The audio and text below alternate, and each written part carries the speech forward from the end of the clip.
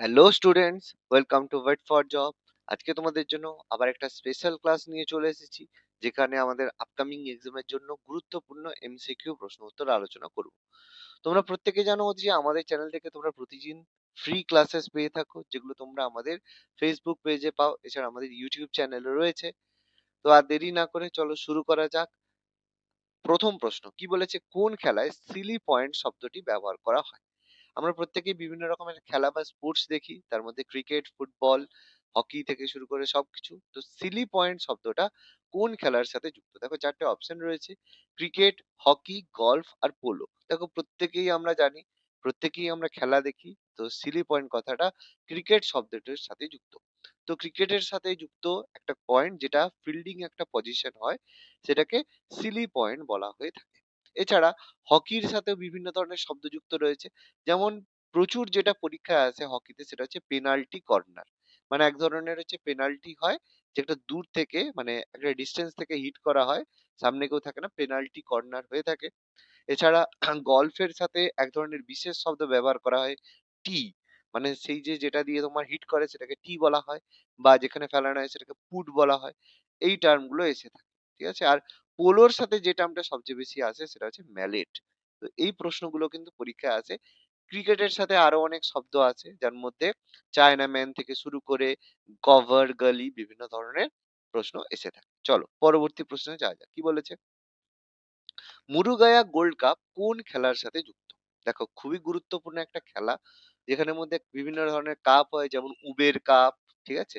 বিভিন্ন ধরনের কাপ হয়। তো মুরুগুয়া গোল্ড কাপ এটা কোন খেলার সাথে যুক্ত? দেখো চারটে অপশন রয়েছে: ফুটবল, হকি, ক্রিকেট না টেবিল টেনিস। তো কি হবে অ্যান্সার? দেখো অ্যান্সার হবে এক্ষেত্রে অপশন বি, হকি। তো হকি খেলার সাথে যুক্ত হচ্ছে মুরুগুয়া গোল্ড কাপ। ঠিক আছে? এছাড়া ফুটবলের সাথে বিভিন্ন ধরনের ইম্পর্টেন্ট প্রশ্ন এসে থাকে, যার মধ্যে খুবই ফেমাস, যেটা পরীক্ষায় প্রচুর আসে এবং গুরুত্বপূর্ণ, সেটা হচ্ছে সন্তোষ ট্রফি। পরীক্ষায় যেটার জন্য গুরুত্বপূর্ণ, আমি কিছু প্রশ্ন আলোচনা করে দিচ্ছি, যেগুলো কিন্তু এক্সামের জন্য ভীষণ গুরুত্বপূর্ণ। যেমন সন্তোষ ট্রফি কোন খেলার সাথে যুক্ত? তখন সেটা বলতে হবে কিন্তু ফুটবল খেলার সাথে যুক্ত। ক্রিকেটের সাথে প্রচুর ধরনের খেলা রয়েছে, যার মধ্যে ভীষণ famous Ranji trophy. Ranji trophy আমাদের মানে হয়ে থাকে, যেটা তোমরা দেখেছো, এখানে খেলা হয় রঞ্জি ট্রফি। আর টেবিল টেনিসের সাথে যুক্ত সবচেয়ে গুরুত্বপূর্ণ যে টুর্নামেন্ট, সেটা হচ্ছে রামানুজন ট্রফি।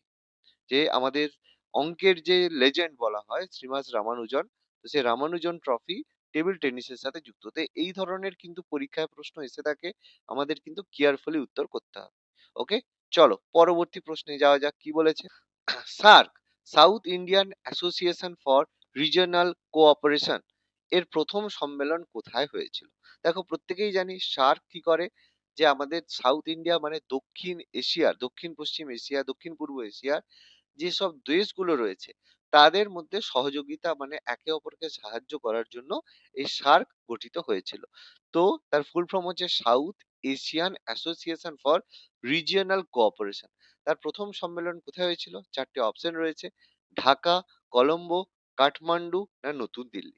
দেখো প্রত্যেকেই জানি সার্কের যে প্রথম অধিবেশন সেটা কিন্তু বাংলাদেশের ঢাকাতে হয়েছিল, কিন্তু সার্কের যে হেডকোয়ার্টার, সার্ক কবে গঠিত হয়েছিল? 1985, 1985 সালে গঠিত হয়েছিল সার্ক, যার হেডকোয়ার্টার কিন্তু অবস্থিত আমাদের কাঠমান্ডুতে। তো এটা পরীক্ষায় ভুল হতে পারে, যে যেহেতু মনে হতে পারে হেডকোয়ার্টার যেখানে, সেখানেই প্রথম অধিবেশন হয়েছিল, এটা কিন্তু ভুল হয়ে যাবে। ঠিক আছে? তো সার্কের যে হেডকোয়ার্টার সেটা কিন্তু নেপালের কাঠমান্ডুতে অবস্থিত, কিন্তু এর যে প্রথম অধিবেশন হয়েছিল সেটা কিন্তু বাংলাদেশের ঢাকায় হয়েছিল।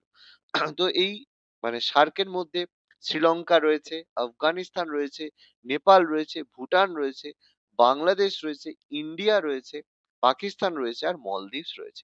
যেই যেই দেশগুলোর নাম বললাম, তোমরা একটু পজ করে শুনে নিয়ে লিখে নিতে পারো, খুবই গুরুত্বপূর্ণ, যে সার্কের কোন কোন সদস্য রয়েছে। ওকে, চলো পরবর্তী প্রশ্ন কি বলেছে, ভীষণ গুরুত্বপূর্ণ। নিচের কোন ব্যক্তি কত্থক নৃত্যের সঙ্গে যুক্ত? দেখো নৃত্যের বিভিন্ন ধরনের ফর্ম রয়েছে: ভারতনাট্যম, কত্থক, কুচিপুড়ি, মণিপুরি, বিভিন্ন ধরনের ক্লাসিক্যাল ডান্স রয়েছে। তার মধ্যে কত্থক নৃত্য কিন্তু ভীষণ ফেমাস। এই নৃত্যের সাথে যুক্ত নিচের কোন ব্যক্তি? দেখো চারটে অপশন রয়েছে: কেলুচরণ মহাপাত্র, গোপী কৃষ্ণন, ভীমাবতী দেবী, বালমুরানি কৃষ্ণ। খুবই গুরুত্বপূর্ণ প্রশ্ন। তো এখানে অ্যান্সার কি হবে? কত্থক নৃত্যের সাথে যুক্ত রয়েছেন গোপী কৃষাণ, বিখ্যাত কত্থক শিল্পী গোপী কৃষাণ, তিনি কিন্তু কত্থক নৃত্যের সাথে যুক্ত। আর এটা প্রচুর পরীক্ষায় আসে যে কেলুচরণ মহাপাত্র তিনি কোন নৃত্যের সাথে যুক্ত। তো প্রত্যেকে হয়তো জানো যে তিনি ওড়িশি নৃত্যের সাথে যুক্ত।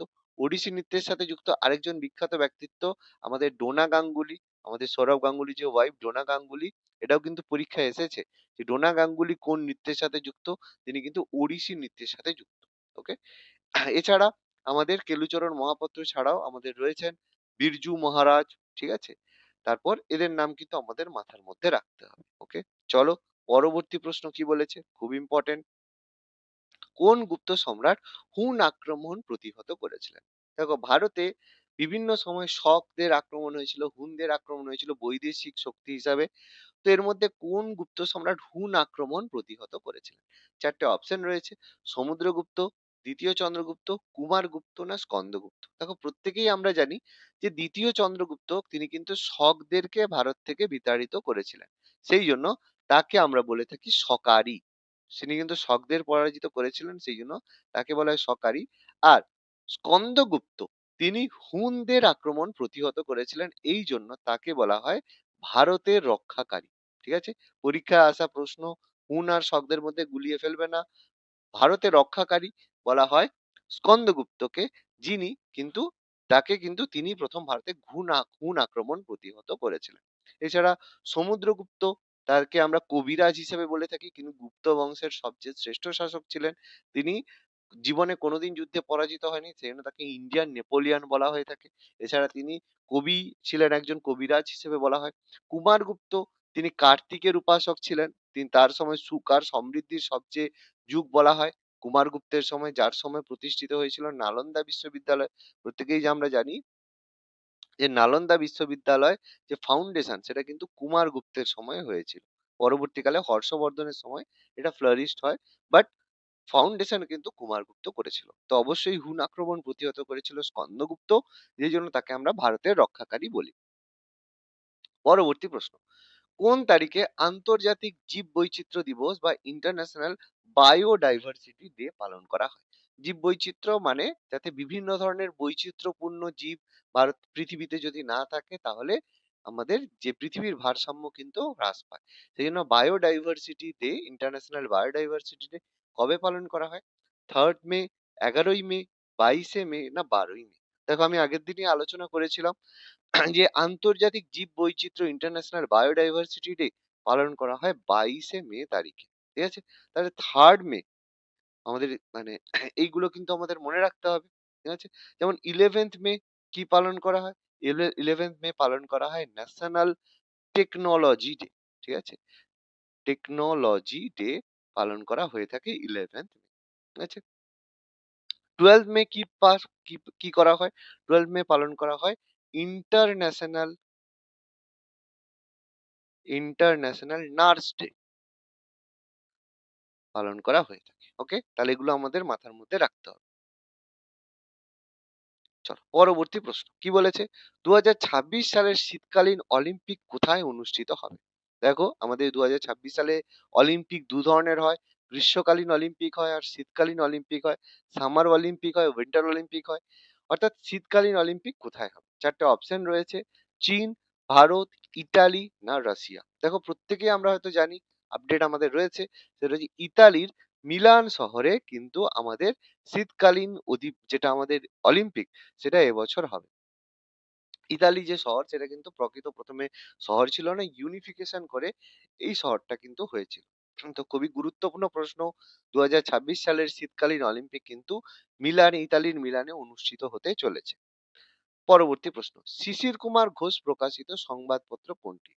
শিশির কুমার ঘোষ কোন সংবাদপত্র প্রকাশ করতেন? চারটে অপশন রয়েছে: অমৃত বাজার, বেঙ্গলি, হিন্দু প্যাট্রিয়ট না ইন্ডিয়ান মিরর। প্রত্যেকেই জানি শিশির কুমার ঘোষ প্রকাশিত সংবাদপত্র হচ্ছে অমৃত কুমার পত্রিকা। এছাড়া বেঙ্গলি পত্রিকা প্রকাশক কে ছিলেন? ভীষণ দ্য ডাইনামিক পার্সন, তিনি হচ্ছেন সুরেন্দ্রনাথ ব্যানার্জি।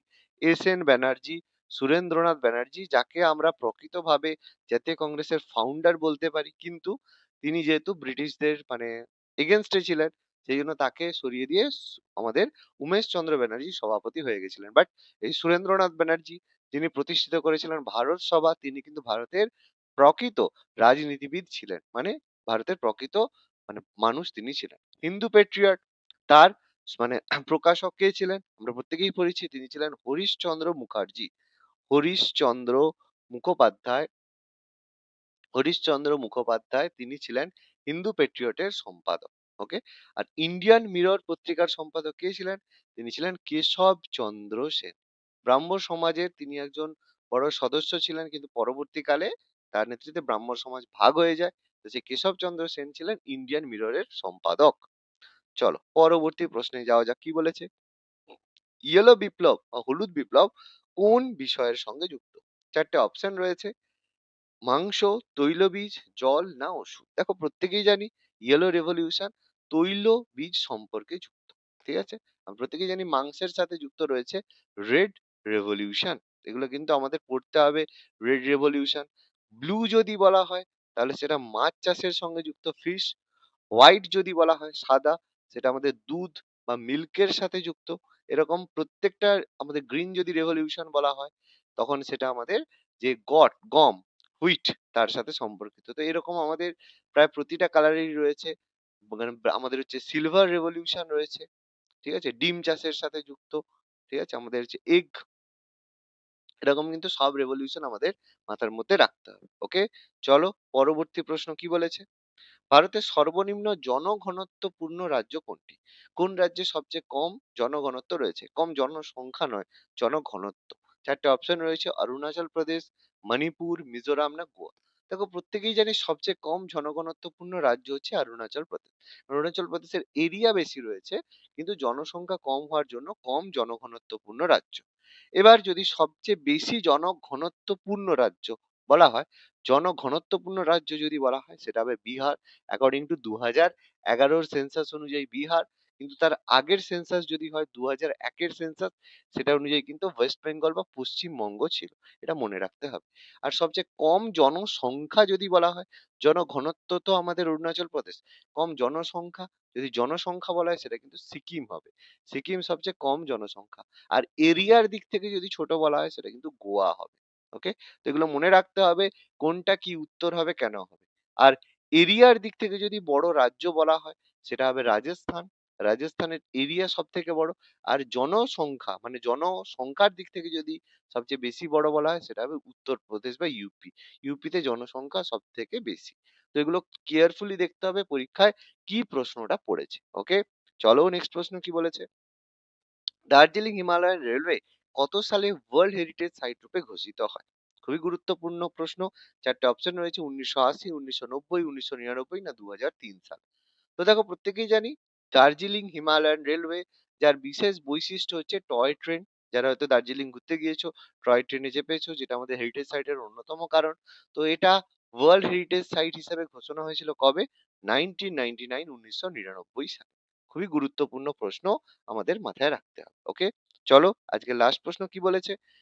নিম্নলিখিত কোনটির জন্ম 2017 সালে হয়নি? 2017 সালে কোনটা হয়নি? পশ্চিম মেদিনীপুর থেকে ঝাড়গ্রাম, দার্জিলিং থেকে কালিম্পং, জলপাইগুড়ি থেকে আলিপুরদুয়ার, বর্ধমান থেকে পূর্ব এবং পশ্চিম বর্ধমান। তো দেখো প্রত্যেকে হয়তো জানি পশ্চিমবঙ্গের জেলা ফরমেশনের মধ্যে জলপাইগুড়ি থেকে আলিপুরদুয়ার এটা কিন্তু 2017 সালে হয়নি, এর অনেক আগেই হয়েছে। কবে হয়েছে? এটা হয়েছে 2014 সালে।